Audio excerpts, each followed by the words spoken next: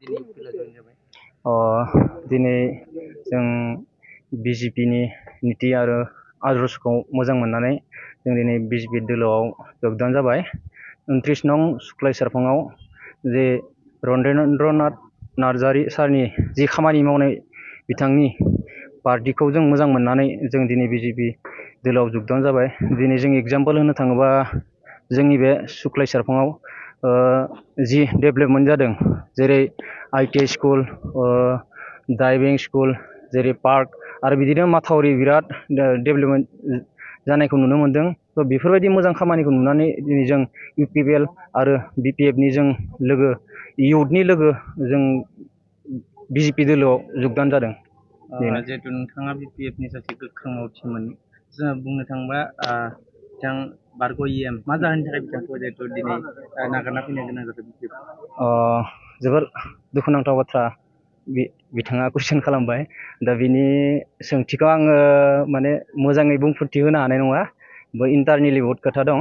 स' दिनै BPFआ नुनायावसो गोख्रों जानाय दं, लेकिन नाथाय इन्टारनेलि सिङाव BPFआ जेबो गैया। स' जों बिजेपिनि जि गोख्रों खामानि मावनाय, जिहेतु आरो बिजेपिया सेन्ट्रेल आरो स्टेटआव आरो दिनै काउन्सिलावबो जथाय सरकार दं, बिथांमोननि बोलोखौ नुनानै दिनै जों बिजेपि दोलोआव जगदान जानाय मेन कारना बेनो। नैबे समाव BPFखौ मा बुंनो सानो दायो नोंथांमोना? आं BPFखौ जेबो सोंखारिनो गोसो गैया। माने गणतन्त्र देशआव बयहाबो राजखान्थि माने खालामनो मोन्थाय दं। स' जों बेखौ दिनै जों जाय पार्टि जों बिजेपि दोलोखौ मोजां मोननानै जों दिनै बिजेपिनि आदर्शखौ मोजां मोननानै खामानि मावनो फैदों, बेनोसै।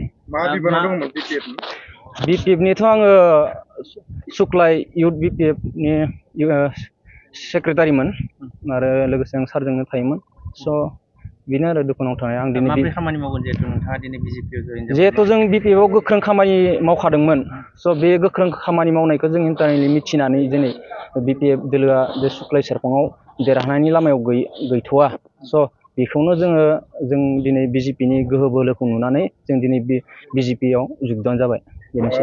नोंथाङा सासे इयुथनि सेक्रेटारि जानानै नोंथांजों आरो गोबां फैबावगोन नामा इयुथफोरा? बेथ' जाखागोन स्वाभाबिक। जेनेबा जिहेतु सासे लोगोआ थांबाथाय बिनि लोगो बिराद थायो इयुथआव, नङा होमबा? स' बे लासै लासै जागोन। जों दिनै जों जगदान जाग्रोबाय, जों आगान होग्रोबाय। स' आंनि लोगोफोरा लासै लासै फैगोन, बेनोसै आरो। सुक्लाय सेरफाङाव BPF दोलोआ जोबस्रांनाय लामायाव फैबाय नामा? सुक्लाय सेरफाङाव BPF दोलोआ जोबस्रांनाया बे मोनसे कन्ट्रभारसि कुइसन जाबाय। स' दिनै सुक्लाय सेरफाङाव फैबाय थानाय जे काउन्सिल इलेक्सन, जोंनि बे सुक्लाय सेरफां ओनसोलाव बिजेपिनि अनगा बेलेग दोलोआ देरहानायनि बोलोआव गैथ'वा थारमाने। स' जों दिनै बेनो जों बिजेपिनि मेन जगदान जानाया।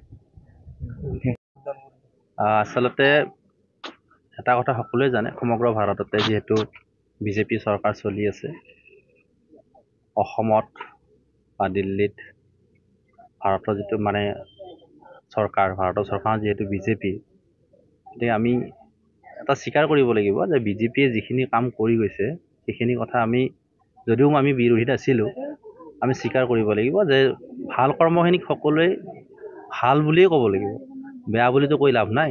গতিকে বিজেপিৰ যিখিনি নীতি আদৰ্শ ভাল পায়, মই আজি বিজেপিত যোগদান কৰিলোঁ। নাই, মই কাকো মই অনা নাই।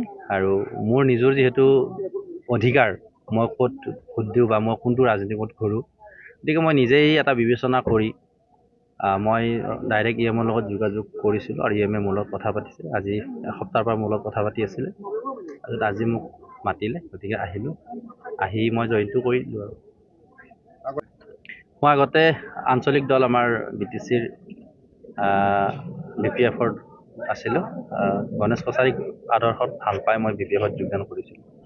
তেখেতক মই এতিয়াও শ্ৰদ্ধা কৰোঁ, যথেষ্ট ভাল মানুহ বুলি মই এতিয়াও কওঁ, আৰু কৈ যাম, ভৱিষ্যতলৈকে কৈ যাম। আছিলোঁ আৰু এতিয়া নকওঁ পদবিলাক, আৰু যিহেতু আৰু আহিলোৱেই, আৰু এতিয়া আৰু বিজেপিৰ হৈ কাম কৰিম বুলি প্ৰতিশ্ৰুতি দিছোঁ আৰু বিজেপিৰ হৈ কাম কৰি যাম।